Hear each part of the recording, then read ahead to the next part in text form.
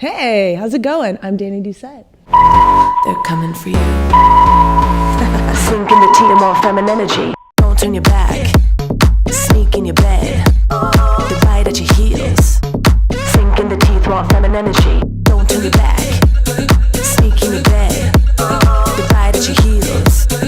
Sink in the tea to more femininity. Musical evolution. Honestly, I feel like in the last 2 years, I've really found kind of the message of my music. I think that when you're kind of starting off, you're really like just throwing a lot of ideas at the wall and you're like, okay, this sounds great. It's an appendage of myself. However, I find like the evolution in the last little bit has definitely been like what I really want to say and the impact that I want to have with my music. And a lot of that is coming from love. A lot of that is feminine energy. It's about really owning space, not minimizing, and being a woman that is ready to take over. We try to hold them back, looking for weakness in us. Travel in a pack, they wanna take us out. So Feminine Energy is literally a song about what I was just saying. It is the message, the brand. That's really where I'm going with my music and the messaging.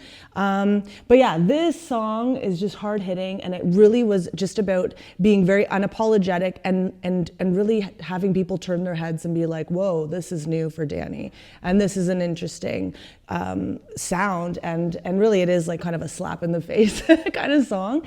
So then when I was conceptualizing the video, I reached out to an all-female dance team that I knew, and then we choreographed the whole thing. And honestly, I took, like most of my videos, well, all of them really, I've taken all the creative control, the organizational part of it, and then I generally edit as well alongside my manager, Carl. I think also like being an independent artist, you just have to, you know, you have so much to work with budget-wise, and I mean, personally, I love it. The creation of the visual is like a complete, like it creates the entire picture. So, you know, you have the song and then the visual supporting that can really like create that impact. So it's kind of all like, it is definitely budget, and it's also control, and it's also the fact that I just want to create art. I'm in a mood, got feelings too. Your attitude, oh, confusing. I'm needing you. You took a cruise. You say I'm rude, so amusing. Back and forth all over the place. I mean, so much of what I think about happens at like 2:30 at night. A lot of like the hooks or the melodies, they kind of pop in late night.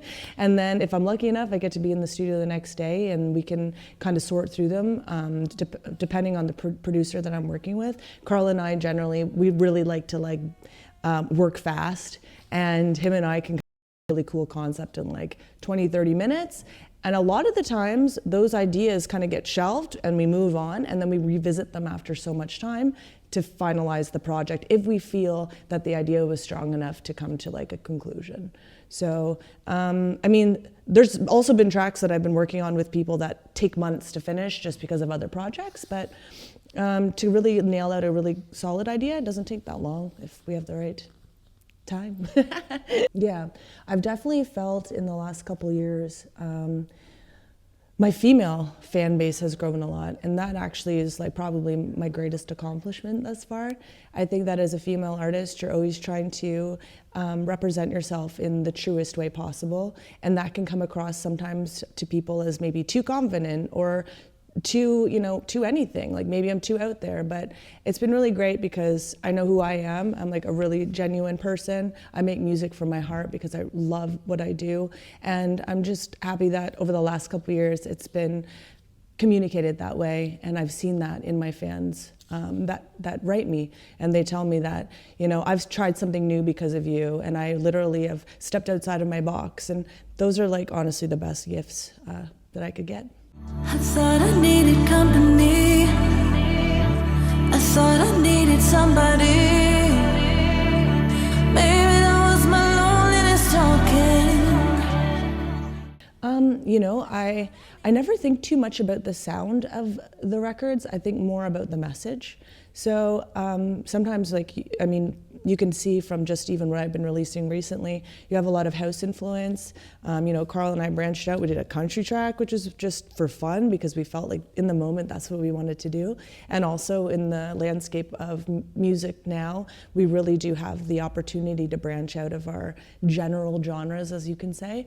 But I really do still love like the very 80s synthy kind of vibes. I have a lot of records coming out this year with AWOL, which I'm really excited about, including one this Friday called Fearless.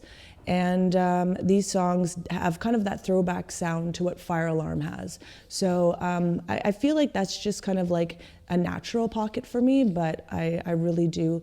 I even just love sitting at a piano. So. And just having that be a sound. Yeah, we got lots coming up this year. I've got a bunch of shows already planned for Canada, and then working on hopefully doing a little bit of a tour in the fall this year. We're looking into that right now. So yeah, there's going to be, I'll be out and about and back here more than more than I am now. I hope you're ready for the realness. I'm ready to be fearless. Well, you can find me at Dani, D-A-N-I _Doucette, D-O-U-C-E-T-T-E. And you can also find my Spotify, Dani Doucette, on all, you know, on all platforms. I don't even need to mention them all. YouTube, all that stuff. You can find my music videos. And I'm always looking forward to meeting new people. So reach out and I'll say hello. Hi, my name is Dani Doucette, and you've just been buzzed. The best thing that happened to me, because I opened for Rick Ross in Chicago. It was 70,000 people, okay? Okay. Here I am, this like white girl from frickin' Canada, and I walk on, and I'm literally like in front of 70,000 people that are there to see Rick Ross. Yeah. So they are definitely not there to see me. And like, it was this hilarious thing where I'm just like, I literally get up, and I'm like, okay, all right, let's go. Oh, about to bring some female energy. There's been a lot of men on this stage. I